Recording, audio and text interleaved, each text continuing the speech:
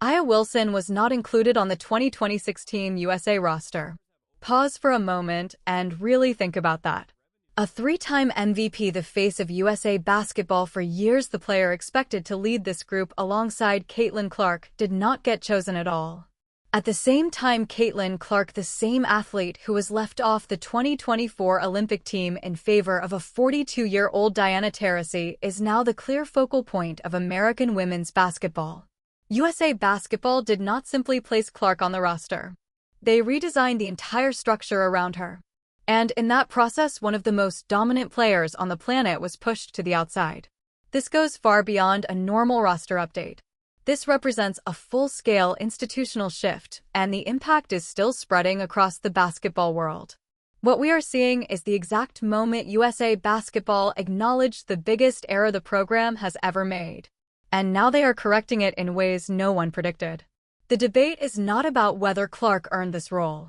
The real question is, how did the narrative flip from Olympic snub to complete control in under 2 years?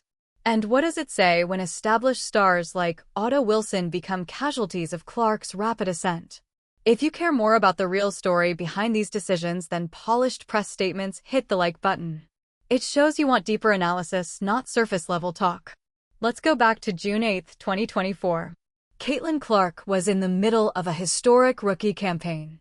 She was putting up 19.2 points and 8.4 assists each night. She had already broken 62 WNBA records. She was pulling millions of new viewers into women's basketball and turning every road game into a packed house. TV numbers were skyrocketing. Fans who had never watched the WNBA were tuning in just to see her. So when USA Basketball called Clark, assumed it was routine. Instead, she found out that Diana Taurasi at age 42 would take the Olympic spot instead. The public explanation focused on experience and leadership. But the truth was political thinking and outdated priorities that would haunt the program. They valued Diana Taurasi's 5 Olympic gold medals over Clark's ability to connect with an entire generation. They selected Chelsea Gray even though a lingering foot injury kept her sidelined before the Olympics. The message could not have been clearer. Clark's influence and transformative style mattered less than keeping veteran relationships intact. USA Basketball chose comfort with established names over embracing the massive shift Clark represented for relevance and growth. The reaction online was explosive when the roster dropped without Clark. Fans shared side-by-side stat comparisons showing her dominance over players who made the team. The gap was undeniable. ESPN saw a 40% drop in viewership for Olympic women's basketball discussions once fans knew Clark would not be in Paris. Commentators called it the worst decision in program history. And many of you recognized that immediately. You understood the explanations were a cover for an institution protecting itself instead of the sport's future. Clark handled the situation calmly in public. She said she would earn her spot next time and congratulated those selected. But privately, something different was forming. The snub did more than disappoint her. It fueled a relentless drive to prove USA Basketball had made a massive mistake. Every analyst questioning her readiness. Every post saying she should wait her turn. Every official voice defending veterans over star power. Clark internalized it all. Then her second season challenged that resolve in unexpected ways. The groin injury came first in early August during a standard practice drill. She felt immediate pain and knew it was serious. Doctors initially projected 3 weeks of rest and rehab. 3 weeks stretched into 6. 6 weeks became 2 months as setbacks emerged. By October, she suffered a high ankle sprain during her return to play process. That injury came from compensating for the weakened groin. Her body was wearing down from the physical grind of her rookie year, mixed with the emotional weight of the Olympic rejection. In November, a hip flexor strain sidelined her for another month. Medical staff advised ending her season to fully recover. Clark refused. She continued rehabbing, kept pushing through discomfort, and kept building towards something bigger than just recovery. Time away from the court allowed her to imagine how Team USA could truly play. She wanted to show that her fast-paced, exciting style that reshaped the WNBA could succeed internationally while growing the sport globally. By January 2026, Clark was finally cleared for full contact work. The Indiana Fever staff had never seen an athlete attack rehab with such intensity. She was not just returning to form. She was upgrading her game with tools designed for international dominance. Her vision was sharper. Her decisions quicker. Her control of tempo had reached a level even seasoned international veterans struggled with. When USA Basketball held evaluation camps in February, Clark overwhelmed the competition.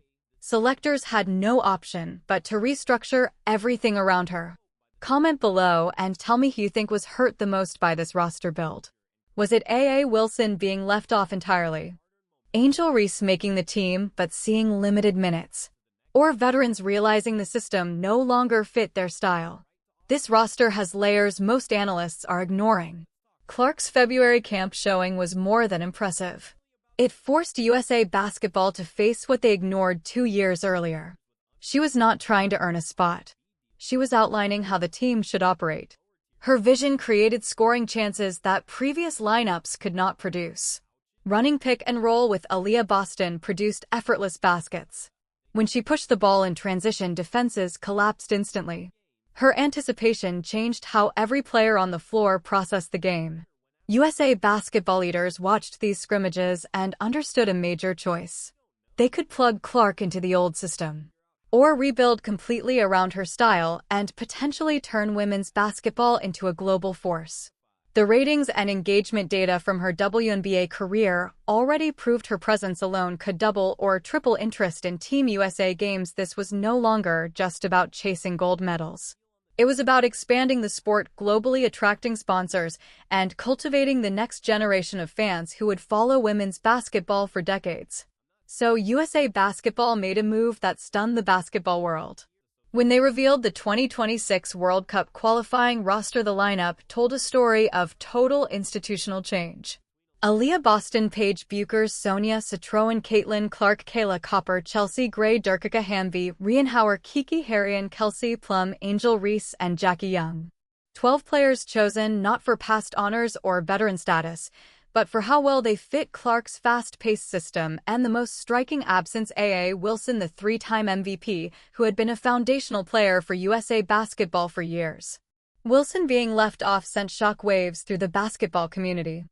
Analysts were stunned that someone of her caliber who had anchored Team USA's frontcourt previously was not included. The selection committee prioritized players who matched Clark's up-tempo style over Wilson's more deliberate post-oriented approach. Looking deeper, it becomes clear USA Basketball was making business choices disguised as basketball decisions. Wilson's game relies on touches, isolation plays, and a slower tempo that allows her to operate in the post. Clark's system requires constant ball movement, quick decisions, and spacing that lets her drives create chances for shooters and cutters. Both systems cannot run at once. Someone had to be sidelined, and USA Basketball decided Clark's global appeal and style represented the future of American women's basketball. Wilson became an unintended casualty of this institutional shift. Many fans have connected these dots for weeks, recognizing that once USA Basketball committed to Clark, stars who didn't fit the system would be left out. Angel Reese made the roster, but her situation is arguably tougher than Wilson's exclusion. She earned a spot, but Coach Lawson made it clear playing time would depend on adapting to Clark's system rather than individual accolades or past success. The depth chart places Clark with teammates who excel at moving without the ball and creating space for her penetration. Reese's skills require more isolation plays, which clash with Clark's preference for constant movement. She will spend much of her time on the bench watching others thrive in Clark's system while she struggles to find minutes. Consider the mental toll of that. You make Team USA represent your country, but know you're not part of the main plan. You are insurance, a name that fits the roster but is not central to the strategy. That may be harder to accept than not making the team at all. If you don't play, you face the reality that the game has evolved past your style. From March 11th to 17th in Puerto Rico, Clark will make her international debut against 5 different teams. Team USA opens against Senegal, then host Puerto Rico, followed by Italy, New Zealand, and concludes with Spain on the final day. 5 opportunities for Clark to show her style can dominate internationally. 5 chances to prove USA Basketball rebuilt correctly around her vision. 5 games Wilson will watch from home. 5 games Reese will watch from the bench. The basketball world will judge if this shift was brilliance or a costly overreach. Clark's rise from Olympic snub to Team USA centerpiece reflects more than one player's journey. It shows how institutions respond to mistakes, whether they admit fault and overcorrect, and what happens when star power and business interests drive change that purists never wanted. USA Basketball chose Clark's global draw over Wilson's established skill. They chose future growth over honoring past achievements. They chose entertainment value over traditional roster building. Whether this results in gold medals and packed arenas or becomes a cautionary tale about marketing over merit, we will see in real time. The new era starts in less than a month. Caitlin Clark went from being told she wasn't ready for the 2024 Olympics to becoming the centerpiece around which USA Basketball rebuilt. Follow the story by subscribing and turning on notifications. We will cover every game, every rotation choice, every moment that proves or disproves if USA Basketball made the right decision. Our next video will analyze the tactical changes Clark brings to international basketball and why traditional teams are unprepared. History is unfolding, and we will break down every layer. See you in the next video.